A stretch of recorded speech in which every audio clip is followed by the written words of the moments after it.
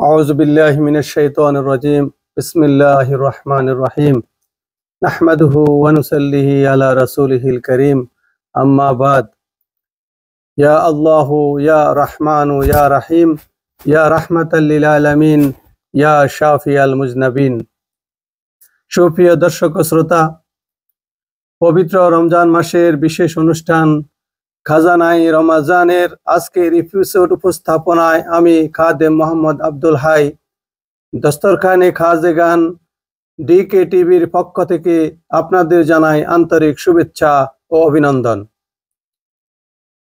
আজকের অনুষ্ঠানের প্রধান অতিথি আমাদের নয়নমণি এনায়েতপুরি সিলসিলার ফকির মুজাদ্দিদ নেসবতের একমাত্র উত্তরসূরি শাহ সুফি মোহাম্মদ আবুল বাশার চন্দ্রপুরী সাহেব প্রধান অতিথি হিসেবে উপস্থিত আছেন।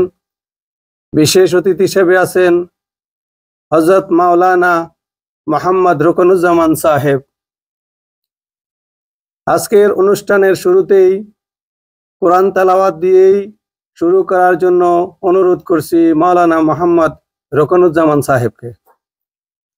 আসসালামু আলাইকুম ওয়া রাহমাতুল্লাহি ওয়া বারাকাতুহু। أعوذ بالله من الشيطان الرجيم. بسم الله الرحمن الرحيم.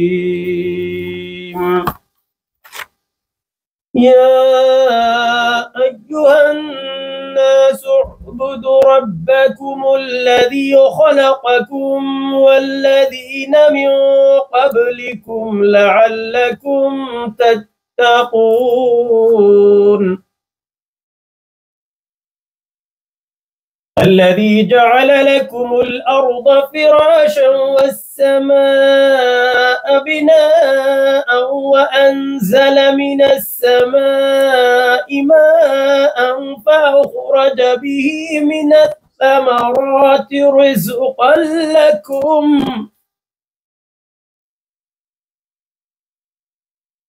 وأنزل من السماء ماء فأخرج به من الثمرات رزقا لكم. الذي جعل لكم الأرض فراشا والسماء بناء وأنزل من السماء ماء فأخرج به من الثمرات رزقا لكم فلا تجعلوا لله أندادا وأنتم تعلمون. صدق الله المولانا العظيم وصدق رسوله نبي كريم. বারাকাল্লাহ ফিক। কোরআন তেলাওয়াত করলেন মাওলানা মোহাম্মদ রুকনুজ্জামান সাহেব। এখন আমি অনুরোধ করব নাতে রসুল সাল্লাল্লাহু আলাইহি ওয়াসাল্লাম পাঠ করে শোনানোর জন্য। এখন নাতে রসুল সাল্লাল্লাহু আলাইহি ওয়াসাল্লাম পাঠ করে শোনাবেন খাদেম মোহাম্মদ মাসুক মিয়া। খাদেম মোহাম্মদ মাসুক মিয়া। আসসালামু আলাইকুম ওয়া রাহমাতুল্লাহি ওয়া বারাকাতুহু। সাল্লাল্লাহু আলাইকা ইয়া রাসূলাল্লাহ ওয়া সাল্লাম আলাইকা ইয়া হাবিবাল্লাহ।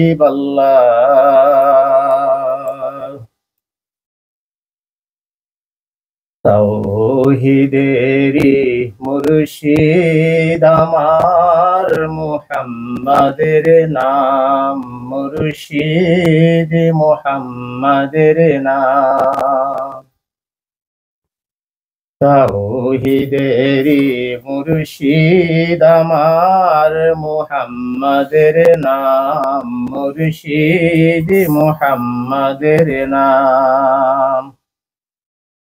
ওই নাম জপিলে বুঝতে পারি খুদারি কালাম, মুর্শিদ মুহাম্মাদের নাম, মুর্শিদ মুহাম্মাদের নাম।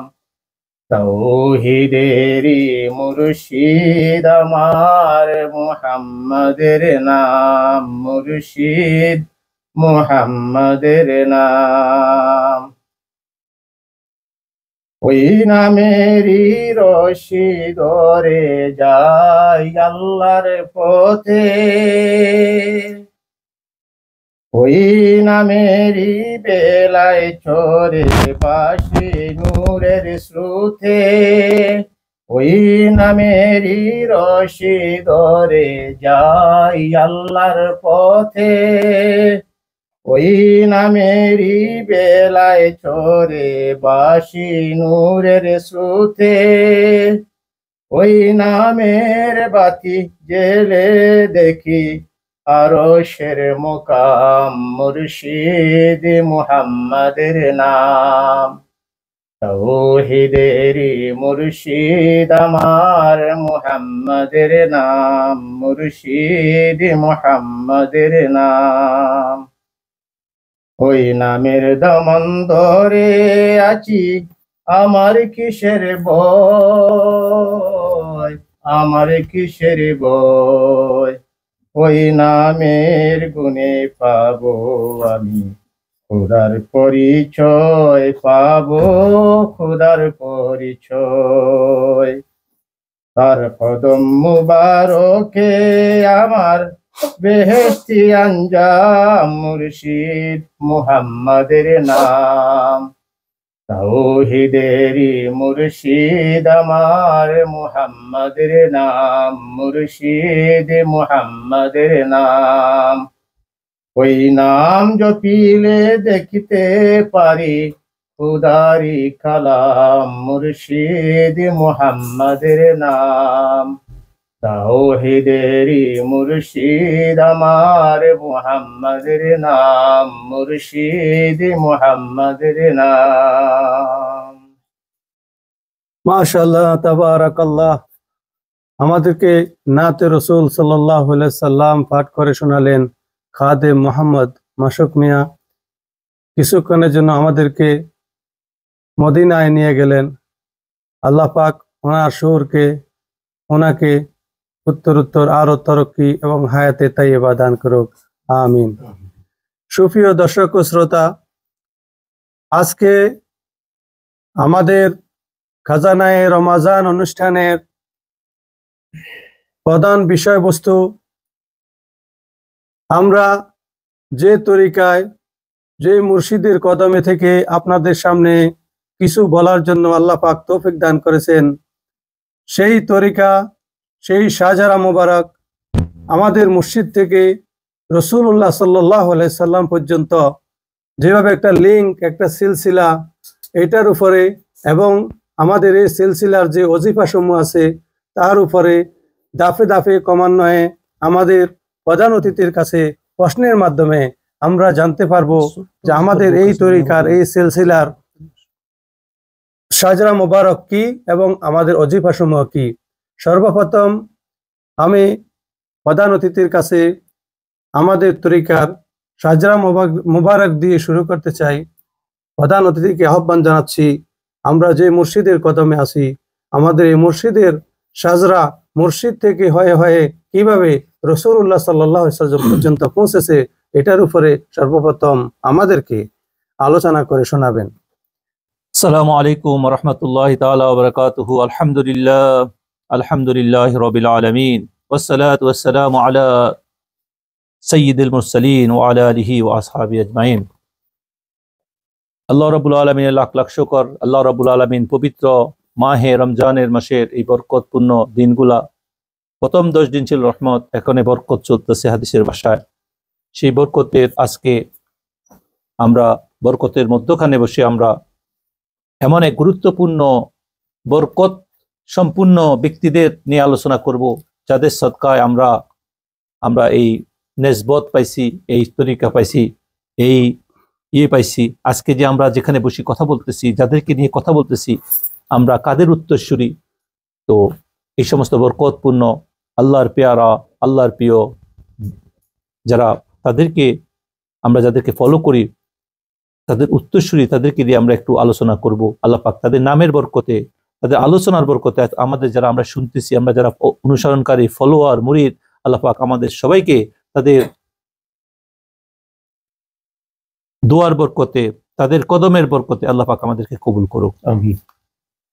আজকে যে বিষয়টা আমরা আলোচনা করব সেটা হলো আমরা সোনারগাঁও পাক দরবার শরীফ, যে দরবার শরীফ অনেকেই আমরা বুঝি মানে দরবার মানে হলো একত্রিত হওয়ার জায়গা, যে জায়গায় মানুষ একত্রিত হয়ে কোনো বিষয় শিখে, কোনো বিষয় লার্ন করে।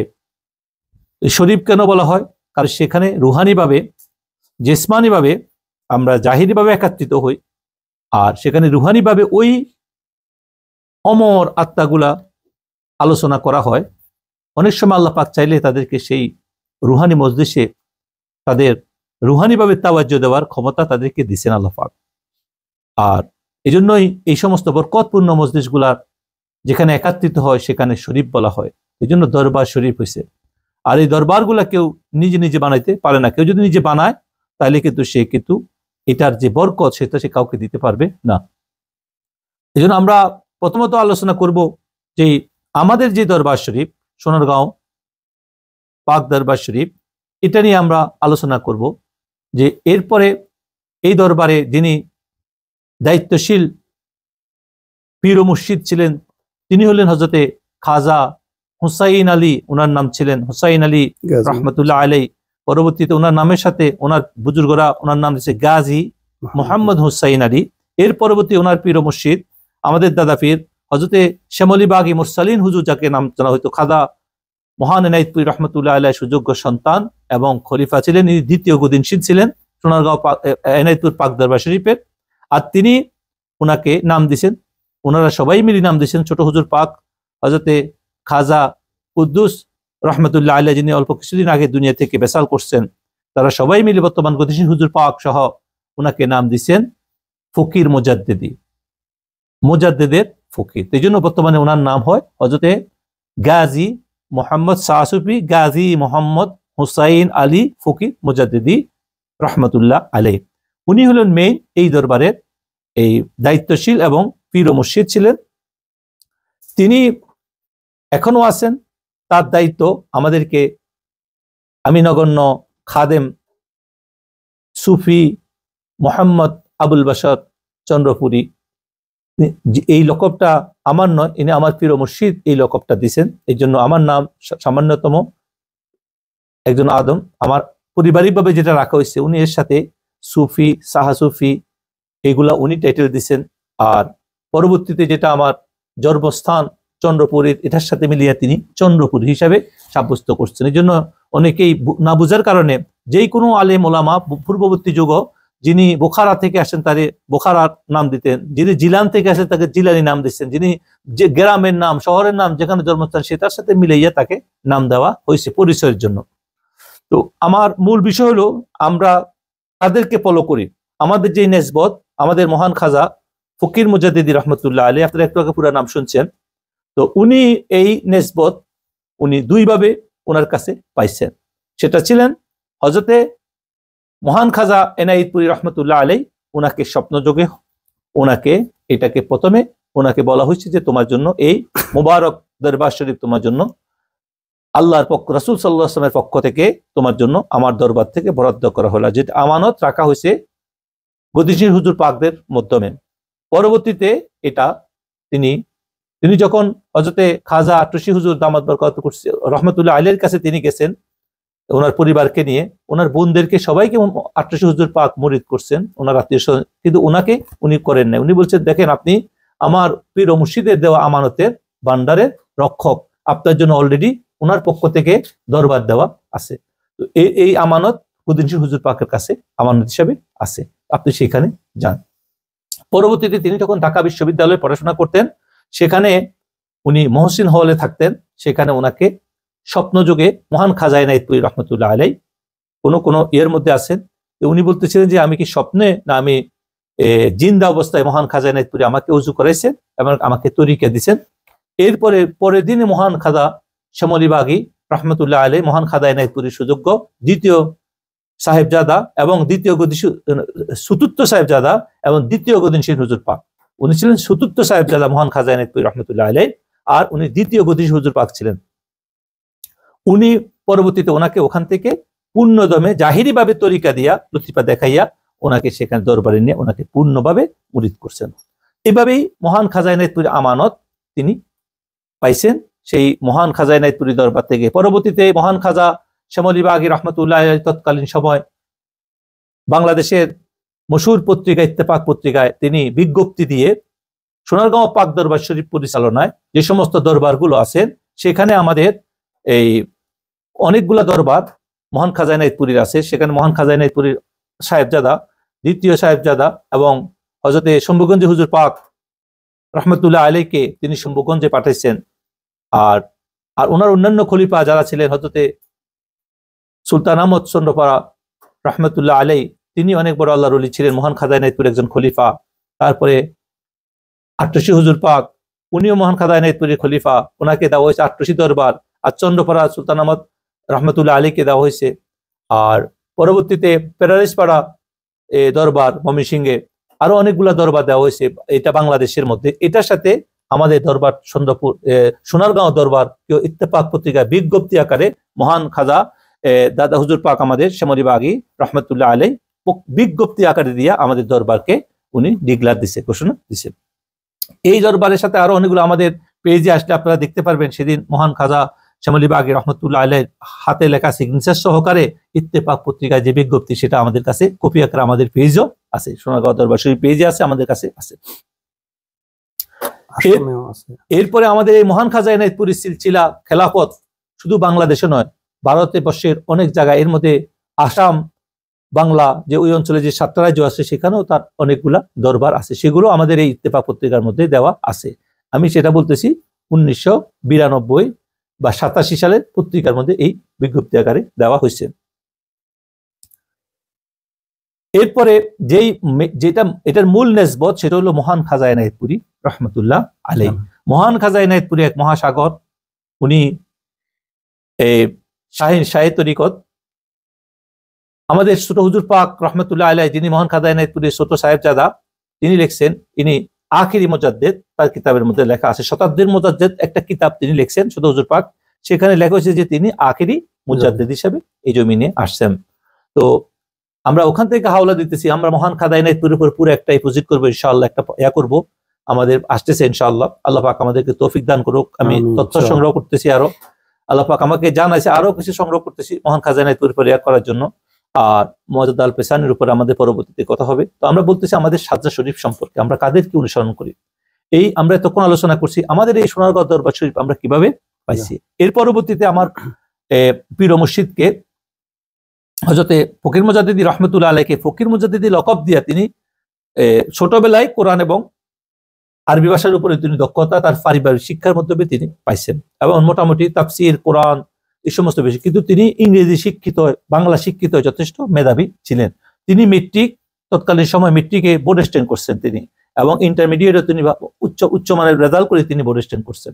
এরপরে ঢাকা ভার্সিটিতে তিনি ঢাকা ইউনিভার্সিটিতে পড়াশোনা অবস্থায় তার এই অবস্থা হয়েছে, তিনি ঢাকা ভার্সিটিতে কমার্স ফ্যাকাল্টিতে পড়াশোনা করছেন, এই জন্য ফিন্যান্সের উপরে পড়াশোনা করছেন তিনি। সেখানেও তিনি 12 রেজাল্ট করা অবস্থায় তিনি এই মারেফতের রাস্তা তাকে নেওয়া হয়েছে। কিন্তু আগে থেকেই তিনি বাইবন মাদারজাত ওলি ছিলেন।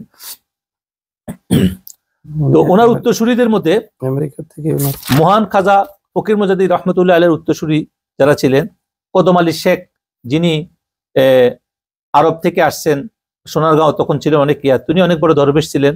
আমাদের দরবার শরীফ যেখানে সেখানেই তার মাজার শরীফ আছেন। তো এভাবে ওনার জন্মের পরে আমার মহান মুর্শিদের মুখে আমরা শুনছি, তিনি ছোট ছিলেন, তার দাদি যখন তাকে নিয়ে মাজার শরীফ পাশে যাইতেছিলেন, তখন তিনি দেখতেছিলেন মাজার শরীফ থেকে, উনি ছোটবেলায় দেখতেছিলেন হযরতে কদম আলী শেখ রহমতুল্লাহ আলাইহি আমার হুজুর পাককে এরকম দোয়া করতেছিলেন আর তাকাইছিলেন।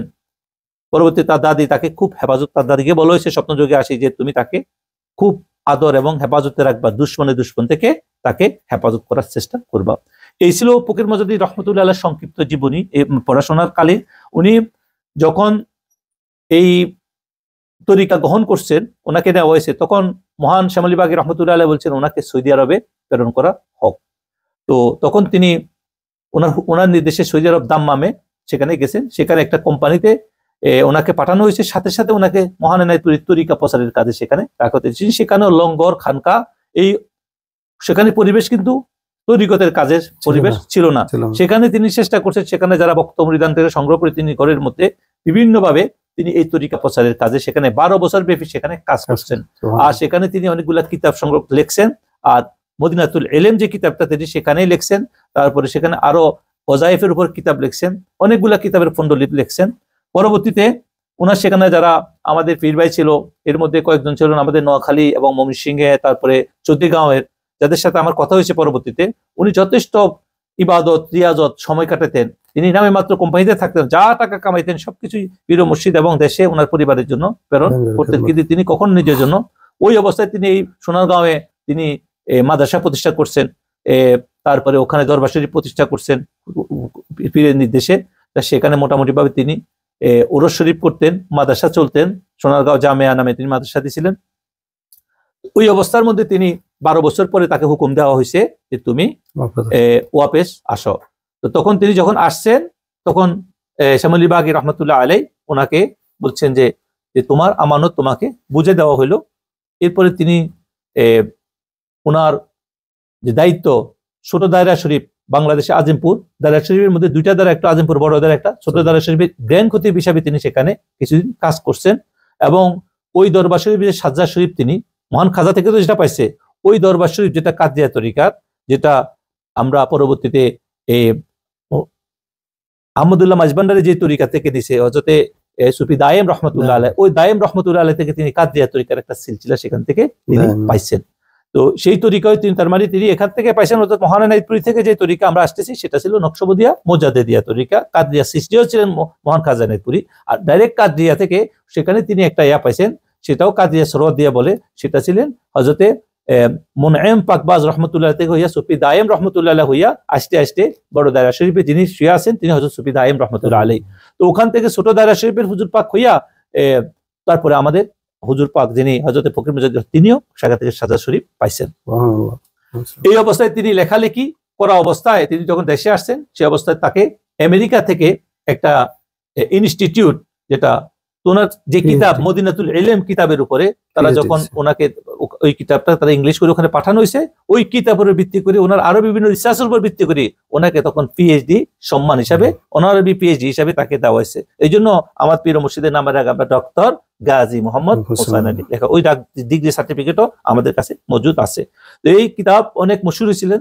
তো পরবর্তীতে বিভিন্ন প্রতিকূল পরিবেশের কারণে তরিকার মধ্যে তিনি দেশে আসার পরে যখন উনি অসুস্থ হয়ে গেছিলেন, তরিকার আমল রিয়াজত, কঠিন রিয়াজত করতেন তিনি, নফল রোজা এবং গুন্নিত তালেবিন কিতাব যেভাবে ওনার করছে গাউসে পাক, সেটার উপর ভিত্তি করে তিনি কঠিন রিয়াজত অবস্থায় থাকতেন। এই অবস্থায় তিনি তার মধ্যে মুজিবতে এসে গেছিলেন। তুমি ছোট দাঁড়িয়ে থাকাকালীনও যথেষ্ট মুরিদান বক্ত আসতেন, তিনি অনেক কঠিন রিয়াজতের দিকে নিজেকে মনোনিবেশ করছেন। মুরিদান যেভাবে করার জন্য দরবারে যেভাবে দায়িত্বশীলরা, সেভাবে ওনার মুজিবিয়তের কারণে উনি যেই হালে ছিলেন, সেই হালের কারণে অনেকে দায়িত্বগুলো সঠিকভাবে পালন করার না করার কারণে মাদ্রাসা সাময়িকভাবে এটা বন্ধ হয়ে যায় এবং দরবারের কার্যক্রম সোনারগাঁওতে বন্ধ হয়ে যাওয়ার পরে ওনাকে ওনার পীর মুর্শিদ এনায়েতপুরী রহমতুল্লাহ আলাইহির ছেলে আর ছোট হুজুর পাক তারা বলছে যে তোমরা সপ্তম যুগের মধ্যে দাল পেশাই রহমতুল্লাহ আলাইহি আর এনায়েতপুরী আসে বলছে তুমি এখান থেকে ঢাকাতে চলে আসো। তো এরপর থেকে তিনি ঢাকাতে বিভিন্ন জায়গায় খানকা করি বিভিন্নভাবে তিনি এখানে থাকছেন, মুরিদদানদেরকে তরিকা কাজ করছেন। এই ছিল ওনার জীবনে, এই জীবনে ওনার সাথে ওনাকে যথেষ্ট পড়াশোনাকালীন যথেষ্ট হেল্প করছেন যারা, তাদের মধ্যে ওনার বড় বোন ছিলেন সম্মানিত, ওনার বড় বোন বড় বগ্নিপতির ভাই যারা ছিলেন, এরা যথেষ্ট ওনার জীবনে অবদান রাখছেন, পড়াশোনা সহযোগিতা সব দিক দিয়া। এর পরবর্তীতে ওনার আত্মীয় স্বজনদের মধ্যে ওনার আরো অনেক আত্মীয় স্বজন ছিল যারা যথেষ্টভাবে ওনাকে হেল্প করছে। ওনার ওয়াইফ যারা ঢাকা লালবাগে থেকে কর্তৃত্ব ছিল, তো উনিও প্রথম জীবনে যথেষ্টভাবে করছেন। এভাবে ওনার পরিবার জীবন, ওনার একটা মাত্র মেয়ে, আর পরবর্তীতে উনি এই তরিকতের কাজে এত ব্যস্ত ছিলেন, এত ছিলেন যে উনি সবসময় হালে থাকতেন, আর উনি মানুষের সাথে কম কথা বলতেন, উনি খুবই চুপচাপ থাকতেন, জিয়াজত মোরাকাবা মোশাহেদা দেয়ানে খেয়ালে থাকতেন। উনি মানে মুরিদান ভক্ত যারাই যেতেন তাদেরকে তরবিয়ত করার সাথে সাথে উনি বলতেন তোমরা তোমাদের আমল করো। আর তিনি তেমন একটা মুরিদ লাস্ট জীবনে তিনি তেমন একটা মুরিদও করতেন না। আমরা যখন ওনার সাথে মুরিদ হয়েছি, উনি আমাদেরকে গ্রহণ করছেন, বায়াতে গ্রহণ করছেন। তখন থেকে তিনি আমাদেরকে বলছেন যে তোমরা এখন মানুষদেরকে বায়াত করো, আমি কোনো বায়াত করব না। যখন তিনি আমাকে পাইছেন, তিনি আমাকে বলছেন যে তোমার জন্য আমি অপেক্ষা করতেছিলাম যে লাস্ট 25 ইয়ার্স, তখন আমার বয়সও 25 ইয়ার্স হতেছিল। তো তিনি আমাকে বলছে তোমার জন্য আমি অপেক্ষা করতেছিলাম, এখন তোমাকে পাইছি, তোমার আমানত তোমার হাতে তুলে দিলাম, তোমাকে আমি আমার দরবারে, আরো আমার অনেক পীরভাইরা ছিলেন, ওনার খলিফারা ছিলেন, তাদের মধ্যেই তিনি আমাকে ডিক্লার দিয়েছেন যে তোমাকে আমি প্রধান খলিফা হিসেবে মহান এনায়েতের হুকুমে তোমাকে আমি প্রধান খলিফা হিসেবে নিয়োগ করলাম। ওই দিন থেকে, তখন আমি ছোট মানুষ, বুঝতাম না, কিন্তু তারপরেও উনি আমাকে যখন দায়িত্ব দিছে, এরপরে এটা লম্বা কথা, এরপর থেকে উনার মতো করি উনি রিয়াজত সাধনার মধ্যে থাকতেন, আর আমরা দরবারকে পরবর্তী কার্যক্রম আমাদের হাতে ছাড়িয়ে দেওয়া হয়েছে। এরপরে তিনি 2011-এর অক্টোবর মাসের 17 তারিখে এই দুনিয়া থেকে তিনি বেসাল করছেন, আল্লাহর কাছে রফিকা আল্লাহর সাথে মোলাকাত করছেন। এর মধ্যে তিনি রিয়াজত মুশাহেদা মুরিদদেরকে, তার খলিফাদেরকে সর্বাবস্থায় তিনি আত্মার জাগরণের জন্য, আত্মশুদ্ধির জন্য সবসময় উনি জোর দিতেন। উনি বলতেন যে ব্যক্তি আত্মসাধন করছে, আত্মাকে পরিপক্ক করছেন, আত্মার ভিতরে আল্লাহ জিকির জারি করতে পারছেন, সে হলো কামিয়াব। তিনি সবকিছুতে বলতেন এটা মহান খাজা ইনায়েতপুরীর দান। উনি নিজে কখনো কোনো কাজ, ওনার দ্বারা আমরা অনেক মুরিদান ভক্ত অনেক উপকার ওনার দোয়ার কারণে হইতেন, তিনি বলতেন এটা মহান খাজা ইনায়েতপুরী রহমতুল্লাহ আলাইহি দয়া করছেন, আল্লাহর পক্ষ থেকে তাকে আল্লাহ পাক দিচ্ছেন, সেজন্য তিনি ওই দয়াটা করেন। এই জন্য আমাদের এই তরিকা, উনি বলতেন এই তরিকা যত মুরিদ হবে, যত কিছু হবে, আমরা শুধু বায়াতটা করাই মহান খাজা ইনায়েতপুরীর নামের বরকতে। সবকিছুর মেইন কে মহান খাজা ইনায়েতপুরী রহমতুল্লাহ আলাইহি। এখন অনেকেই বলে মহান খাজা ইনায়েতপুরী রহমতুল্লাহ আলাইহির নেসবতে যত লোক যেখানে কাজ করুক, আমার মহান মুর্শিদ বলছেন যে তারা সব কাজ কে করে মহান খাজা ইনায়েতপুরী রহমতুল্লাহ আলাইহি, উনি একজন জিন্দা ওলি। এরপরে আমাদের মহান খাজা ইনায়েতপুরী রহমতুল্লাহ আলাইহি সিলসিলার অন্যান্য তরিকাতেও সবাই বায়াত করে, সবকিছু করে, কিন্তু সবকিছু কার নামের উপরে? মহান খাজা ইনায়েতপুরী রহমতুল্লাহ আলাইহির উপরে। তো আজকে আমরা সংক্ষিপ্ত আকারে এটার উপরে জন্য আলোচনা করছি যে আমাদের সোনারগাঁও দরবার শরীফ আসলে আমরা কিভাবে পাইছি। তো আমরা যারা এই দায়িত্বে আছি, বর্তমানে আমাদের খলিফা আছে, মুরিদেরা আছে, তাদের জানা উচিত আমাদের এই দরবার শরীফের মূল ভিত্তি কি। তো এই জন্য এই দরবার শরীফ বর্তমান যেখানে আমাদের, সেখানে মাদ্রাসা ছিল, দরবার ছিল, যে এই দরবার সাময়িক কিছুদিনের জন্য কি ছিল? অফ ছিল, স্টপ ছিল, স্থগিত ছিল। এখন পরবর্তীতে আমরা ওনার দুনিয়া থেকে বেসালের পরে ওনাকে সেখানে ওনার মাজার শরীফ করার পরে সেখানে ওনার হুকুমেই উনি বলছেন সেখানে মসজিদ আল ফেসানি রহমতুল্লাহ আলাইহি নামে জামে মসজিদ করার জন্য। আর সেখানে পরবর্তীতে আমরা এতিমখানা, মাদ্রাসা, বিভিন্ন কার্যক্রম বাড়ানোর জন্য তার হুকুম ছিল। তো আমরা আলহামদুলিল্লাহ ওনার সেই নির্দেশকে আমরা ফলো করি। মসজিদ আল ফেসানি জামে মসজিদের মোটামুটি একতলা কমপ্লিট করছি, ওনার মাদার শরীফের কাজ কমপ্লিট করা হয়েছে। সেখানে আমাদের এখন প্রতিদিন 5 ওয়াক্ত নামাজ, জুমা এবং আমাদের বাৎসরিক ওরস, মাসিক 11 শরীফ, বিভিন্ন মাহফিল আমাদের কার্যক্রম চালু আছে। ভবিষ্যতে আমাদের প্ল্যান সেখানে মুসাফির খানা প্লাস মাদ্রাসা, লঙ্গর খানা, বিভিন্ন সিস্টেম, আরো কার্যক্রম সামনের দিকে আগায় যাচ্ছে। তো যারা আমাদের এই দরবার শরীফকে একবার গেছে তারা বুঝবে এই দরবার শরীফের ফায়েজ বরকত কি জিনিস। কারণ এখানে কোনো রকমের জাঁকজমকতা নাই, এখানে সম্পূর্ণ শরীয়তকে ফলো করা হয়। আমার প্রিয় মুর্শিদ বলতেন শরীয়ত সবার আগে, শরীয়ত সবার আগে। শরীয়ত যেখানে নাই সেখানে মারিফতের কোনো বেরো নাই। যে শুধু শরীয়ত করলো সে হইলো কি ফাসিক, আর যে শুধু মারিফত মানুষ হলো জিন্দি। এই কথা তিনি বলতেন যে শরীয়তের মধ্যে পরিপূর্ণতা আছে, শরীয়ত করি যদি মারিফত করে, দুইটা করলে সে হলো পরিপূর্ণ ব্যক্তি। এই জন্য তিনি লিখে রাখছেন সেখানে জাহিল সুবিধে থেকে সাবধান। জাহিলেরা, যারা মারিফত কথা বলে, এরা কখনো আল্লাহর পথ মানুষকে দেখাতে পারে না। বেলকিবাজি দেখাতে পারে, বিভিন্ন মানুষ দেখাতে পারে, কিন্তু এ কখনো মানুষকে কামিয়াবির পথে নিয়ে যেতে পারবে না।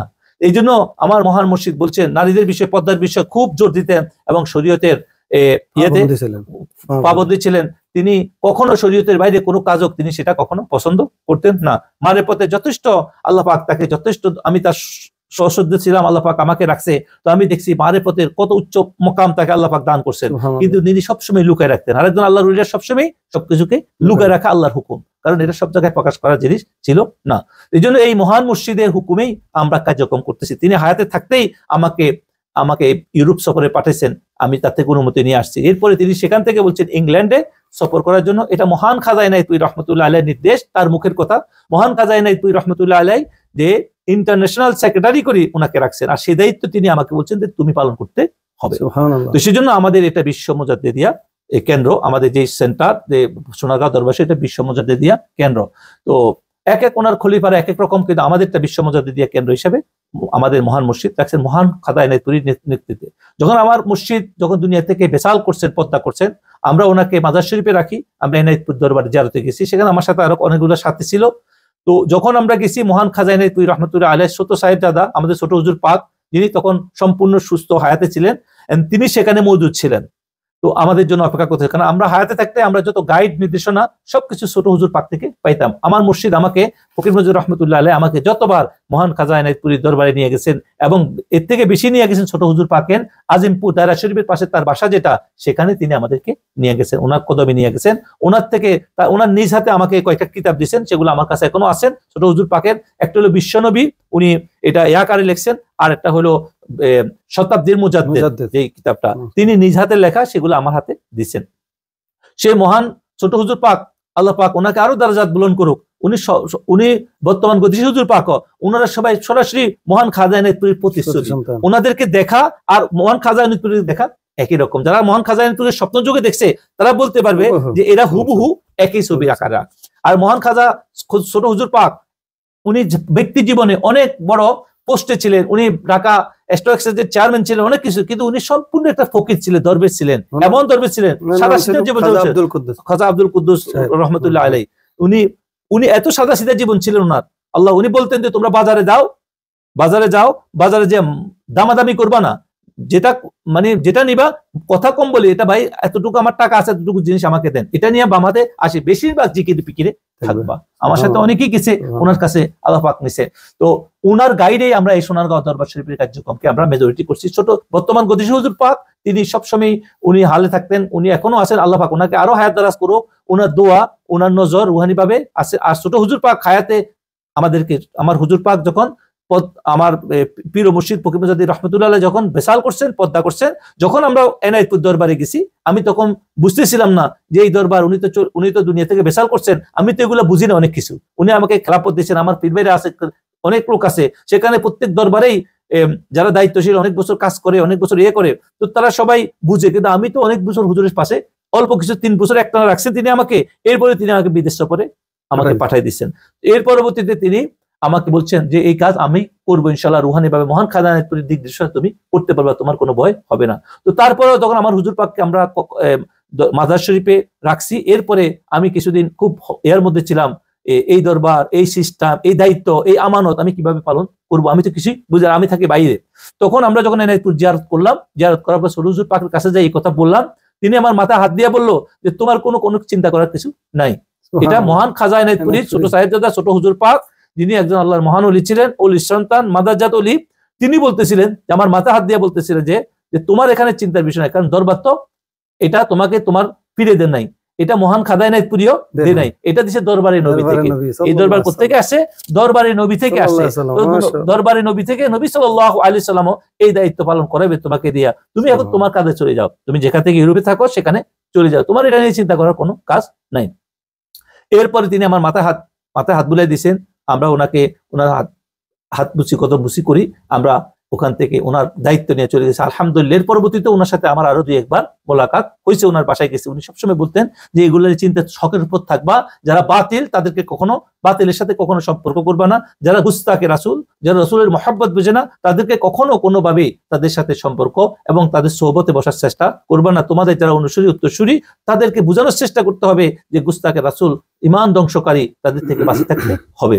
তো আমি আজকে যে কথা বলতেছিলাম সেটা হলো আমাদের মহান ফকির মুজাদ্দিদ রহমতুল্লাহ আলাইহি, যে আমরা যে সোনারগাঁও দরবার, এই দরবারটা সম্বন্ধে আজকের ভিডিওর মাধ্যমে আমি সাধারণভাবে সামান্যতভাবে নসিহত করতে চাই যে আমরা মহান খাজা ফকির মুজাদ্দিদ রহমতুল্লাহ আলাইহি, ওনার এই শিক্ষা আমরা কোথায় থেকে পাইছি।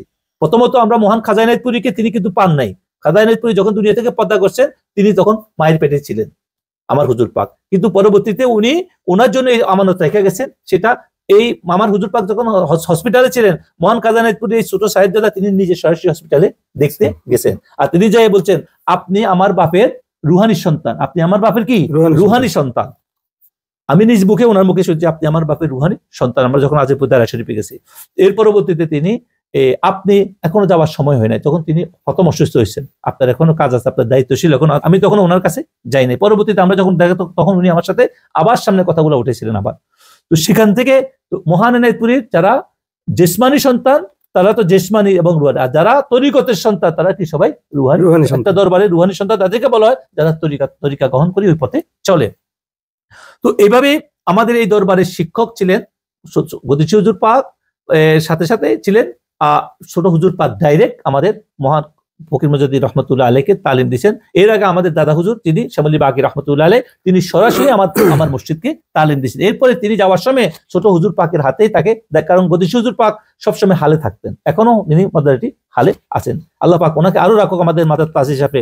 উনি 100-র উপর 102-3 বছর ওনার বয়স চলতেছে। আল্লাহ পাক ওনাকে আরো অনেক লম্বা সময় রাখুক এই মহান খাজাইনে তৈরির প্রতি শিবির রাখার জন্য। যারা বুঝে তারা বুঝবে এই কেমন মহান সম্পদের এক একজন। এই জন্য মহান খাজাইনে তৈরি রহমতুল্লাহ আলাইয়ের এই জীবনের আমরা আলোচনা করব, কিন্তু আমরা যেটা দরবারে করতেছিলাম সেটা হলো আমার হুজুর পাকের জীবনের কথা বলতেছিলাম। জি, আমরা আমাদের ডক্টর গাজী মোহাম্মদ হোসেন আলী ফকির মুজাদ্দিদ এনায়েতপুরী রুহানি সন্তান সম্পর্কে অনেক কিছু ইতিমধ্যে জানছি। এখন আমাদের প্রশ্ন হলো, এই যে গাজী মোহাম্মদ হোসেন আলী ফকির মুজাদ্দিদি হুজুর যে আমরা ফলো করি, উনি এনায়েতপুরী সিলসিলায় আসছেন।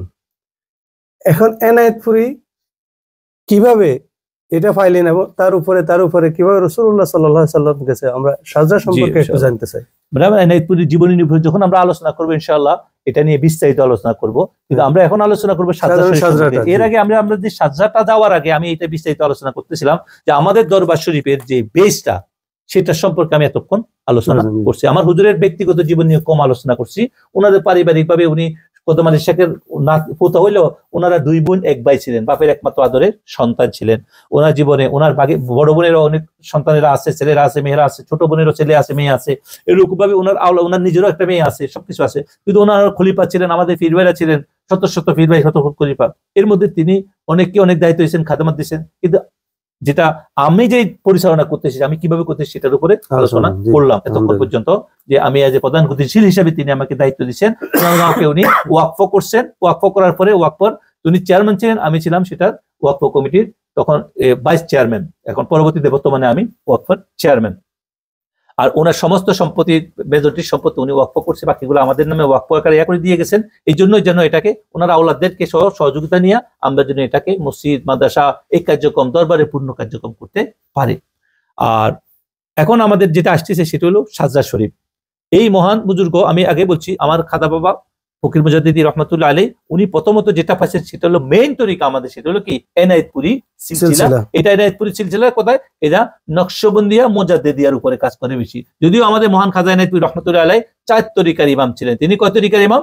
4 তরিকার ইমাম। কিন্তু নকশবন্দিয়া মুজাদ্দিদিয়া তিনি তরিকার কাজ বেশি করছেন। নকশবন্দিয়া মুজাদ্দিদিয়া তরিকায় তিনি আঙ্গুলের সাহায্যে তিনি কলব জারি করতেন।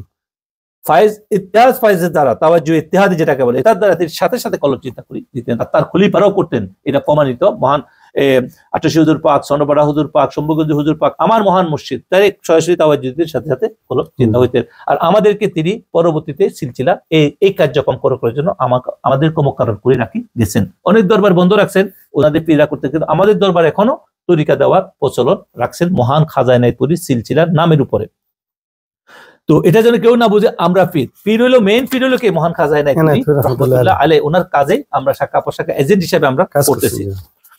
এখন এই মহান ফকির মুজাদ্দিদ রহমতুল্লাহ আলাইহি যিনি পীর ও মুর্শিদ নকশবন্দিয়া মুজাদ্দিদিয়া তরিকা, তিনি হইলেন হযরতে শ্যামলী বাগী, হযরতে মুজাম্মেল হক শ্যামলী বাগী রহমতুল্লাহ আলাইহি, যিনি মহান খাজা এনায়েতপুরীর সাহেবজাদা। এরপরে তিনি পাইছেন তার বাপের থেকে, তার বাপ ছিলেন মহান মুজাদ্দিদ শাহী তরিকত হযরতে খাজা মোহাম্মদ ইউনুস আলী, যাতে আমরা এনায়েতপুরী বলি, ওনার নাম মোহাম্মদ ইউনুস আলী রহমতুল্লাহ আলাইহি। তিনি তার থেকে পাইছেন ওনার এই ছেলে হযরতে আমাদের দাদা হুজুর পাক। প্রথম পাইছেন গদিশী হুজুর পাক ছিলেন ওনার বড় সাহেবজাদা, এবং সেকেন্ড যিনি পাইছেন তিনি হলেন আমাদের এই দাদা হুজুর পাক। তিনার পরে বর্তমান গদিশী হুজুর পাক, তিনি কিন্তু হুজুরের 3য় সন্তান, আর ইনি ছিলেন 4র্থ সন্তান। ওনার আগে উনি পাইছেন, আর দুনিয়া থেকে উনি পথ চলে গেছেন আগে। এরপরে মহান খাজা এনায়েতপুরী রহমতুল্লাহ আলাইহি যার থেকে তরিকা পাইছেন, তিনিও আরেক মহান বুজুর্গ সৈয়দ ওয়াজেদ আলী রহমতুল্লাহ আলাইহি। এখন আমরা সাজদা শরীফের দিকে যাচ্ছি। আমরা এখন এক একজন বুজুর্গকে নিয়ে আলোচনা আপনারা জানিয়ে নেবেন, আমাদের সাজদা শরীফের অনেক আলোচনা আছে। সৈয়দ ওয়াজেদ আলী রহমতুল্লাহ আলাইহি তিনি আরেক বড় আল্লাহর ওলি ছিলেন, সৈয়দজাদা ছিলেন, এবং তিনি অনেক বড় বুজুর্গ ছিলেন। তিনি যে বুজুর্গ থেকে নিয়েছেন তিনি আরেক আল্লাহর ওলি, অনেক বড় মহান বুজুর্গ, যার নেসবত পুরা ওই অঞ্চলে আমাদের বাংলা ভারতের মধ্যে প্রচুর পরিচিত। সুফি ফতে আলী রহমতুল্লাহ আলাই, যিনি মুর্শিদাবাদী রহমতুল্লাহ আলাই। সুফি ফতে আলী যদিও বাংলাদেশে ছিলেন, আমাদের ইয়াতে ছিলেন, কিন্তু তার মাজার হলো কলকাতা। তার এই সিলসিলা অনেক বড় সিলসিলা, তাকে রসুল নামা পীর বলে। তিনি ওয়াইসিয়া তরিকাও পাইছে। তিনি রসুলের এত প্রেমিক ছিলেন, আশেক ছিলেন। ওনাকে নিয়ে যদি আমরা অনেক লম্বা আলোচনা করতে হবে। ওনার এই সিলসিলা সম্বন্ধে আলোচনা করি। সুফি ফতে আলী রহমতুল্লাহ আলাইহ 12 জন বড় বড় শিষ্য ছিলেন। এর মধ্যে নাম করা ভারতে ছিলেন, বাংলাদেশে ছিলেন। এর মধ্যে নাম করা তার প্রধান খলিফাদের মধ্যে আছেন হযরত আবু বকর সিদ্দিক ফুরফুরাবি রহমতুল্লাহ আলাইহ, যিনি ফুরফুরার পীর সাহেব পরিচিত। যে ফুরফুরার পীর সাহেবের খলিফাদের মধ্যে আমরা অনেকে জানি না বাংলাদেশে কারা কারা আছে। ফুরফুরার পীর সাহেবের পরিচিতদের মধ্যে, ওনার খলিফাদের মধ্যে আছে আমাদের শশিনার পীর সাহেব, শশিনার পীর সাহেব, যিনি শশিনা দরবার বলা হয়। তিনি ওনাদের পরে আছেন আমরা।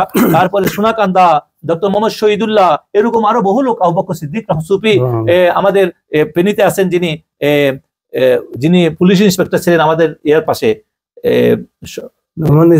না আমাদের বাড়ির পাশে, রাজাপুরে নানার বাড়ির পাশে, সদরউদ্দিন সুফি সদরউদ্দিন রহমতুল্লাহ। এরা সবাই ছিলেন হযরতে আবু বকর সিদ্দিক ফুরফুরাবি রহমতুল্লাহ আলাইহ মুরিদ। আর যারা এর পরবর্তীতে সুফি ফতে আলী রহমতুল্লাহ আলাইহ ও হযরতে সুফি ফতে আলী রহমতুল্লাহ আলাইহ আরো শিষ্যদের মধ্যে যারা নাম করা বাংলাদেশে, এটা হলো সৈয়দ ওয়াজিদ আলী রহমতুল্লাহ আলাইহ। ওনারই সিলসিলায় আছেন খাজাইন আলাইহ। আর সুফি ফতে আলী আরো শিষ্য আছে যারা, এরা বাংলাদেশে অনেক বড় বড় দরবার, এদেরকে আপনি পাবেন নাম করা। তাদের মধ্যে আছে, আমি লম্বা করে আলোচনা করতে হবে, তো আমি বলতেছি সুফি ফতে আলী থেকে অনেক বড়। আমরা পরবর্তীতে একটা আলোচনা করব ইনশাআল্লাহ। এই সুফি ফতে আলীর পীর ছিলেন হযরত নূর মোহাম্মদ নিজামপুরি রহমতুল্লাহ আলাইহ। নূর মোহাম্মদ নিজামপুরি রহমতুল্লাহ আলাইহির ব্যাপারে অনেকগুলা মত আছে। নূর মোহাম্মদ নিজামপুরি রহমতুল্লাহ আলাইহ একটা পাইছেন, সাজা পাইছেন তিনি হযরত সৈয়দ আহমদ বেল্লভী রহমতুল্লাহ আলাইহ, বালাগোতে যিনি শহীদ হয়েছেন। আর আরেকটা পাইছেন তিনি এই দায়রা শরীফ থেকে, আজিপুর দায়রা শরীফ থেকে, তিনি সুফি দায়ম রহমতুল্লাহ আলাইহ থেকে তিনিও পাইছেন সেখান থেকে। দুইটা সাজা তিনি পাইছেন। আর হযরত নিজামুদ্দিন রহমতুল্লাহ আলাইহ, গাজী নিজামুদ্দিন ওনার নাম, উনি গাজী ছিলেন বালাকোট যুদ্ধে। ওনার পীর ভাই ছিলেন মাওলানা কেরামত আলী জৌনপুরি রহমতুল্লাহ আলাইহ। ওনার পীর ভাই ছিলেন ওরা মাওলানা ইমামউদ্দিন নোয়াখালী আর মাওলানা কেরামত আলী রহমতুল্লাহ আলাইহ। সুফি নিজামুদ্দিন রহমতুল্লাহ আলাইহ, যিনি গাজী নিজামুদ্দিন বলা হয়, নূর মোহাম্মদ নিজামপুরি যাকে বলা হয়, নূর মোহাম্মদ নিজামপুরি, গাজী নূর মোহাম্মদ নিজামপুরি, তিনি তার পীর ভাই ছিলেন হযরতে মাওলানা কেরামত আলী জৌনপুরি যে সিলসিলা, ওনারা ওখান থেকে আসছেন। তাদের সবাই পীর হলো যে হযরতে বালাকুটি রহমতুল্লাহ আলাইহ, সৈয়দ আহমদ বালাকুটি। তাকে নিয়ে অনেকে অনেক কথা বলেন, তিনি সৈয়দ ছিলেন, আল্লাহ রাসূলের আওলাদ ছিলেন। আর তিনি যে সিলসিলা পাচ্ছেন সেটা হলো এই উপমহাদেশের অনেক বিখ্যাত ফ্যামিলি এবং দরবেশদের এক শিক্ষা কেন্দ্র, সেটা ছিল হযরতে শাহ আব্দুল আজিজ মুহাদ্দিস তাফসীরে আজিজি, যিনি লিখছেন শাহ আব্দুল আজিজ মুহাদ্দিস দেহলভী রহমতুল্লাহ আলাইহ। অনেক শিষ্যের মধ্যে তিনি একজন খলিফা ছিলেন।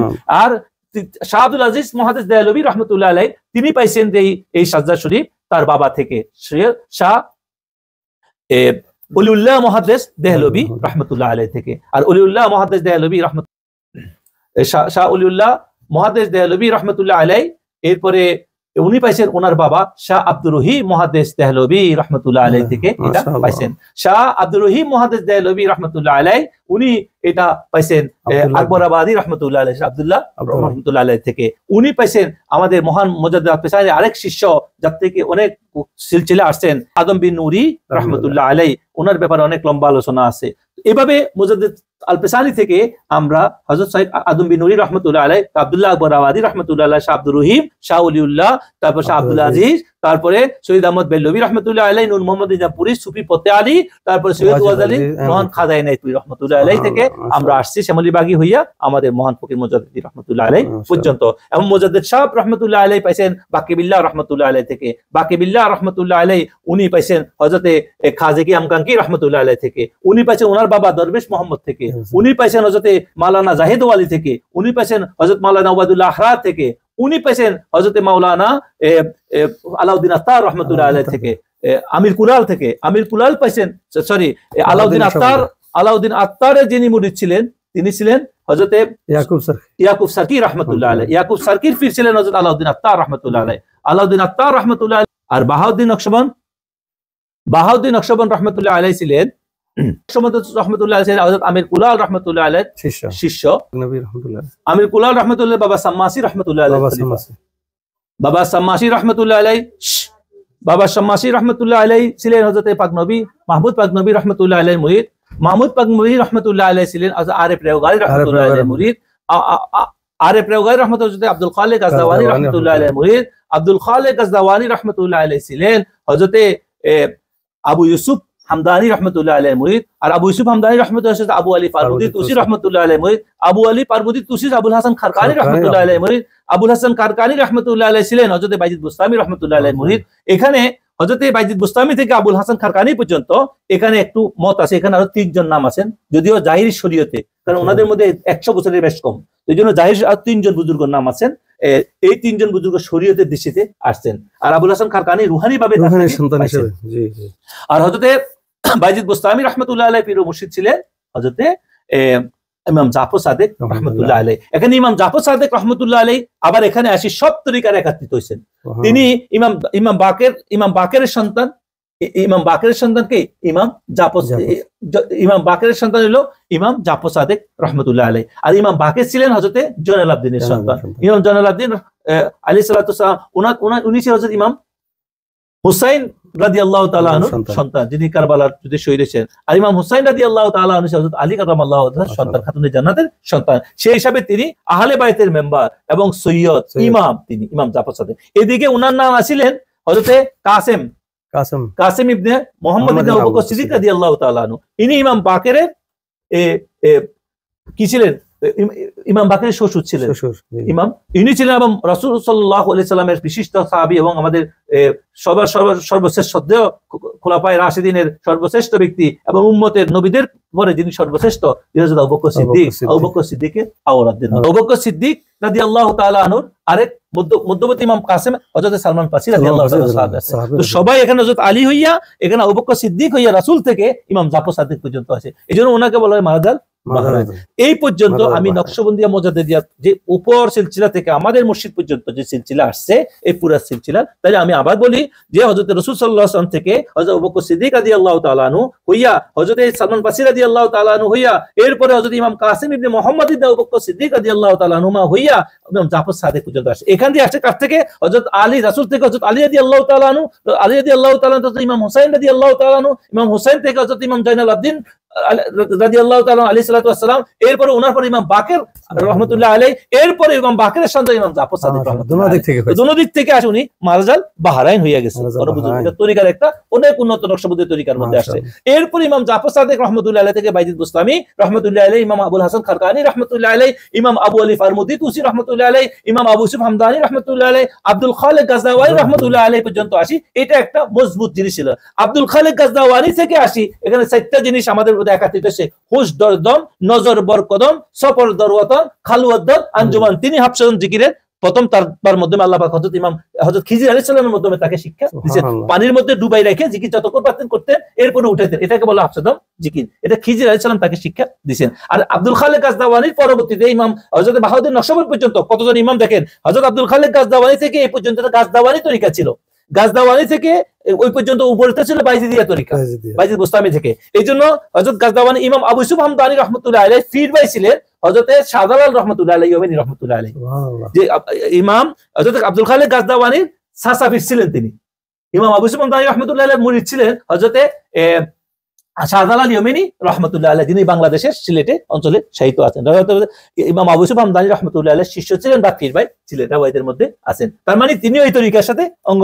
আব্দুল খালিক গাজদাওয়ানি থেকে আরিফ রেওগারি রহমতুল্লাহ আলাইহি, মাহমুদ পাগনবী রহমতুল্লাহ আলাইহি, এরপরে আরিফ রেওগারি রহমতুল্লাহ আলাইহি, আজিজান আলী রামাইতিনি রহমতুল্লাহ আলাইহি, এরপরে আসে বাবা সাম্মাসি, সৈয়দ আমির কুলাল, এরপরে আসে শাহ নকশবন্দ বাহাউদ্দিন নকশবন্দ রহমতুল্লাহ আলাইহি। আর বাহাউদ্দিন নকশবন্দ আসার পর থেকে নকশবন্দিয়া তরিকা অনেকে এটা বুঝে না, এই জন্য আমি আজকে ক্লিয়ার করলাম। রসুলের থেকে এটা রসুলের তরিকা ছিল, আবু বকর সিদ্দিক হইয়া একটা আসছে আর আলী হইয়া একটা আসছে। এরপরে যদি ইমাম জাফর সাদেক হইয়া আসার পরে এটা পর্যন্ত ছিল জাফরিয়া তরিকা। এরপরে বাইজিদ বুস্তামি যখন শিষ্য যেখানে বাইজিয়া ছিল, বাইজিয়া থেকে আসতে আসতে গাজদাওয়ানি পর্যন্ত এসে আসি হযরতে বাইজিদ বুস্তামি নামের উপরে চলতো। এরপরে আসি এখান থেকে হয়েছে গাজদাওয়ানি তরিকা। গাজদাওয়ানি থেকে আরে প্রাউগারি পর্যন্ত আসি, আরে প্রাউগারি বাবা সাম্মাদ হযরতে আজিজান আলী রামাইতিনি পর্যন্ত আসি। এরপরে বাবা সাম্মাসি আমির কুলালের পরে নকশবন্দ রহমতুল্লাহ। আর নকশবন্দ রহমতুল্লাহ নকশা করে দিতে আল্লাহ জিকিরকে, সেজন্য এটা নকশবন্দি যে জন্মগ্রহণ। এরপরে নকশবন্দিয়া তরিকা বুজুর্গরা শুরু হয়েছে। আর ওই তরিকা এখনো পর্যন্ত চালু আল্লাহ পাক রাখছে, ওগুলো আছে সবগুলো এটার মধ্যে লুকায়িত আছে, সবগুলা কি একটার মধ্যে একাত্রিত হইয়া গেছে, মজমা হয়ে গেছে। এখন আমরা আগে বলছি বাহাউদ্দিন নকশবন্দ রহমতুল্লাহ আলাই ওনার মেয়ের জামাই ছিলেন, ওনার প্রধান খলিফা ছিলেন, এই ছিল হযরত আলাউদ্দিন আত্তার রহমতুল্লাহ আলাই। ওনার থেকে ইয়াকুব সারকি রহমতুল্লাহ আলাই, ওনার থেকে হযরত ওবায়দুল্লাহ আহরার রহমতুল্লাহ আলাই, ওনার থেকে হযরত মাওলানা জাহিদ ওয়ালি রহমতুল্লাহ আলাই, ওনার থেকে হযরত খাজা দরবেশ মোহাম্মদ রহমতুল্লাহ আলাই, এরপর ওনার হযরত খাজা আমকাঙ্গি রহমতুল্লাহ আলাই। ওনার থেকে এই বোখারা থেকে চলে আসতেছে ইন্ডিয়াতে, বোখারা থেকে ওই এই আসতেছে কোথায়, বাকি বিল্লাহ রহমতুল্লাহ আলাইহির কাছে। আর বাকি বিল্লাহ রহমতুল্লাহ আলাইকে বোখারা থেকে ওই দিক থেকে ইন্ডিয়াতে পাঠানো হয়েছে। আর বাকি বিল্লাহ রহমতুল্লাহ আলাই দিল্লিতে আসছিলেন, কি আসছেন, বাকি বিল্লাহ রহমতুল্লাহ আলাই, কারণ সেখানে তিনি একটা লম্বা আলোচনা, উনি তোতা পাখি দেখছিলেন স্বপ্নযোগে, তো ওই তোতা পাখির সন্ধানে তাকে ভারতবর্ষে পাঠিয়েছেন। এই নকশবন্দি তরিকা ওখান থেকে ভারতবর্ষে আসছেন। মুজাদ্দিদ আল বেসাই রহমতুল্লাহ আব্বা সব তরিকা থেকে নিয়েছেন, কাদিয়া, সিস্তিয়া, সরাদিয়া। তিনি তার ছেলেকে বলছেন আমার খুব দুঃখ রয়ে গেছে, একটা তরিকা মোকাম্মেল তরিকা, সুন্নতে ভরপুর তরিকা এবং আল্লাহর কাছে অনেক বুঝবে, সেটা নকশবন্দিয়া তরিকা ভারতবর্ষে আমি কোনো বুজুর্গ পাই নাই, সেই জন্য আমি এটা গ্রহণ করতে পারি নাই। আর এই জন্য মুজাদ্দিদ সাহেব যখন দিল্লি গেছেন সেখানে হজ করার নিয়তে, তো সেখানে এক আলেমের কাছে শুনছেন এক নকশবন্দিয়া বুজুর্গ আসছেন দিল্লিতে, আর সেখানে যখন নকশবন্দিয়া বুজুর্গ আসে শুনছেন, তিনি সাথে সাথে তার বাপের কথা শুনেছেন, ওই বুজুর্গের লোকে দেখা করতে গেছেন। সেখানে যাইয়ে তিনি পীরে পাইছে শায়েখকে, শায়েখ পাইছে আপন মুরিদকে, ওই যে টোটা পাখি মিলে গেছে, বাস ওখান থেকে শুরু হয়েছে মুজাদ্দিদ সাহেবের জীবন। এই মুজাদ্দিদ আল বেসাই রহমতুল্লাহ আলাইহি পর্যন্ত বাকি বিল্লাহ শিষ্য, এরপরে মুজাদ্দিদ সাহেব থেকে ওনার অনেক জায়গা সিলসিলা গেছে। আমাদের এই তরিকা, আমি যে আসছি এখন এটা বলতেছিলাম, এখানে আসি আমরা মুজাদ্দিদ সাহেব থেকে দুই রাস্তা থেকে আমরা এখানে কি পাইতেছি। একটা যে আমার মুর্শিদ হইয়া মহানন্দপুরি হইয়া, আর একটা ফির আলাউদ্দিন সিদ্দিকীতে যে নেসবত সেখান থেকে হইয়া। শাহ হোসেন রহমতুল্লাহ আলাইহি ছিলেন মুজাদ্দিদ আল বেসানির এক খলিফা, ওখান থেকে হইয়া হযরতে বাবা মহরাবি রহমতুল্লাহ আলাইহি, এর বাদে মহিউদ্দিন গজনবী রহমতুল্লাহ হইয়া আমরা এখানে আসছি। আজকে আমরা অনেক লম্বা আলোচনা করে ফেলেছি, আমরা শুধু সাজা শরীফের, কালকে আমরা ফাতিহা শরীফের উপর আলোচনা করব, এটার উপর অনেক একর আছে। এখান থেকে আমরা এখন আবার বলে দিই যে মুজাদ্দিদ আল বেসানি থেকে আমাদের যে তরিকা, হযরতে শাইখ আহমদ বিন নবী রহমতুল্লাহ আলাইহি, আব্দুল্লাহ আকবর আবাদি রহমতুল্লাহ আলাইহি, এরপরে শাহ আব্দুর রহিম মুহাদ্দিস দেহলভী রহমতুল্লাহ আলাইহি, শাহুলিল্লাহ মুহাদ্দিস দেহলভী রহমতুল্লাহ আলাইহি, শাহ আব্দুল আজিজ মুহাদ্দিস দেহলভী, শহীদ আহমদ বেল্লভী রহমতুল্লাহ আলাইহি, নূর মোহাম্মদ নিজামপুরি রহমতুল্লাহ আলাইহি, সুফি ফতে আলী রহমতুল্লাহ আলাইহি, সৈয়দ ওয়াজিদ আলী রহমতুল্লাহ আলাইহি, তারপরে আসছে সৈয়দ খাজা এনায়েতুল্লাহ রহমতুল্লাহ আলাইহি, খাজা শামুল বাগী রহমতুল্লাহ আলাইহি, খাজা ফকির মদ্দিন রহমতুল্লাহ আলাইহি। এরপরে আমরা আজকে এই কার্যক্রম করতেছি। আরেকটা আছে ওখান থেকে হযরত আলাউদ্দিন ফির আলাউদ্দিন সিদ্দিকী রহমতুল্লাহ থেকে, তিনি আমাকে ইয়া দিয়েছেন, এখান থেকে আসছেন। এরপরে আমাদের এই দরবারে আমার প্রিয় মুর্শিদ পাইছেন একটা, সেখান থেকে সেটা ছিল হযরত সুফি দাইম রহমতুল্লাহ থেকে হইয়া মোনায়েম পাকবাজ রহমতুল্লাহ থেকে, আমার প্রিয় মুর্শিদ সেখান থেকে আমি পাইছি। একই তরিকা হযরত সুফি তারেক দামাত বরকাতুহু কুরসিয়া ভারতবর্ষে, যিনি আমাদেরকে পাকিস্তান থেকে, যিনি আমাদের করাচি থেকে যিনি দয়া করছেন, তিনি তার সাজা শরীফ সেখানে যে হযরত সুফি মোনায়েম পাকবাজ পর্যন্ত ছিলেন। এই যে মুখলিসুর রহমান জাহাঙ্গীরি, ওনার যে সিলসিলা সেটা ইন্ডিয়া আইসা আবার তিনি সুবাই মোনায়েম পাকবাজ রহমতুল্লাহ আলাইহির সাথে মিশে গেছেন। এই জন্য আমাদের এই তরিকাতে কাদিয়া সরওয়াদিয়া তরিকা দুইটা শাখা একত্রিত হয়েছে আজকে আমি পর্যন্ত, আর নকশবন্দিয়া মুজাদ্দিদিয়া তরিকারও দুইটা নদী আমার পর্যন্ত আসে, তার মানে 4টা নদীতে একই বুজুর্গদের দ্বারা আমাদের থেকে আসতেছে, এবং আমরা সেই কাজ আপনাদের সামনে প্রকাশ করতেছি। আল্লাহ রাব্বুল আলামিন সোনারগাঁও পাক দরবার শরীফের আজকে যে সাজা শরীফের আলোচনা হয়েছে, আমার প্রিয় মুর্শিদ হযরত ফকির মুজাদ্দিদ রহমতুল্লাহ হালকা আলোচনা হয়েছে, এটার উপরে আমল করে আমাদের যারা বক্তা মুরিদান, যারা এই দরবার সম্পর্কে জানতে চান, আশা করি আপনারা একটা মোটামুটি একটা সংক্ষিপ্ত আমাদের সম্পর্কে জানতে পারবেন। আল্লাহ পাক আমাদেরকে এই বুজুর্গদের নেসবতে চলা তৌফিক দান করো, আমিন। জি, সময় অনেক সংকীর্ণ, তারপরেও একটা প্রশ্ন না করলে নয়, দর্শকেরও এটা প্রশ্ন যে আমরা তখন যেই তরিকার আলোচনা শুনলাম, এই তরিকা মানুষ কেন গ্রহণ করবে, কি পার্থক্য আছে অন্যান্য তরিকা থেকে আমাদেরটা, আমরা যেটা এখন বিভিন্ন দিক থেকে পাইলাম এখানে। মাশাআল্লাহ, এটা সংক্ষিপ্ত আকার বলি, দেখেন আমাদের কথা নয়, এটা বলা হয়েছে আমাদের মুজাদ্দিদ আল বেসানি রহমতুল্লাহ আলাইহির একটা কাউল থেকে বলি। মুজাদ্দিদ সাহেব বলছে অন্যান্য তরিকা যেখানে শেষ, আমাদের এই নকশবন্দিয়া মুজাদ্দিদিয়া তরিকা এখানে শুরু। কেন? অন্যান্য তরিকা নফসের রিয়াজতের বিষয়ে যুদ্ধ করা, নফস থেকে, নফসের ধোঁকা থেকে বাঁচার জন্য। আর আমাদের এই তরিকা প্রথম তাওয়াজ্জুদে কলবের মধ্যে জিকির জারি করা, আর ওগুলো নফস করতে করতে মানুষের অনেক ভুল পথে যাইতে হয়। এই জন্য আমাদের এই তরিকার মধ্যে ফায়জ হলো যে একটা লোককে প্রথম সুন্নতে রাসূলের উপরে, পরিপূর্ণ সুন্নতে রাসূলের উপরে জোর দিতে হয়, রাসূল সাল্লাল্লাহু আলাইহি ওয়াসাল্লামের সুন্নতকে গ্রহণ করতে হয়, আর নিজেকে পরিপূর্ণ সুবাধ্য করতে হয় আল্লাহর জন্য, আর কলব থেকে তাকে জিকির জারি করতে হয়। এই জন্য এই তরিকার সুফল বেশি। বারাকাল্লাহ ফিক। সুপ্রিয় দর্শক শ্রোতা, আজকে আমাদের অনুষ্ঠান সময় থেকে অতিরিক্ত হয়ে গেছে, আমরা দুঃখিত। পরবর্তী এপিসোডে আমরা এ নিয়ে আরো আলোচনা ইনশাল্লাহ করব। আজকে আমরা প্রধান অতিথির কাছে দোয়ার প্রার্থনা করে এবং আজকে পর্ব এখানে শেষ করতে চাচ্ছি। আজকের পর্ব দেখার জন্য সবাইকে ধন্যবাদ জানিয়ে এবং পরবর্তী এপিসোড দেখার আমন্ত্রণ জানিয়ে আজকের মতো আমি খাদেম মোহাম্মদ আব্দুল হাই আপনাদের থেকে বিদায় নিচ্ছি। আল্লাহ হাফেজ। আসসালামু আলাইকুম ওয়া রাহমাতুল্লাহি ওয়া বারাকাতুহু। আমিন। আলহামদুলিল্লাহি রাব্বিল আলামিন ওয়া সালাতু ওয়াসসালামু আলা সাইয়্যিদিল আমবিয়াই ওয়াল মুরসালিন ওয়া আলা আলিহি ওয়া আসহাবিহি আজমাইন। আল্লাহু কাফি কাসাতুল কাফি ওয়াজাতুল কাফি কাফানিল কাফি লিকুল্লি কাফি ফানিমাল কাফি ওয়ালিল্লাহিল হামদ। ইয়া আল্লাহ পাক এই সমস্ত বুজুর্গানে দিন আমাদের পীর ও মুর্শিদ দাদা পীর ইয়া আল্লাহ খানদান তরিকার মহান বুজুর্গদের আল্লাহ এই নেক নজর দ্বারা আল্লাহ আমাদের আজকের আলোচনাকে তুমি কবুল ও মঞ্জুর করো। আল্লাহ ওনাদের এই দায়িত্ব মহান দায়িত্বকে আমরা সঠিকভাবে আমানতকে আল্লাহ খেয়ানত না করে সঠিকভাবে দায়িত্ব পালন করার জন্য আমাদের সবাইকে তৌফিক দান করো। আল্লাহ এই তরিকার বরকত পায়ে সারা দুনিয়ায় প্রচার করার জন্য আল্লাহ আমাদেরকে তৌফিক দান করো। আল্লাহ আমাদেরকে সমস্ত শয়তানের ধোঁকা থেকে হেফাজত করো। আল্লাহ আমাদের যারা অনুসারী আমাদেরকে যারা ভালোবাসে মহব্বতকারী ইয়া আল্লাহ জিন ইনসান সবার প্রতি তুমি খাস রহমত নাজিল করো।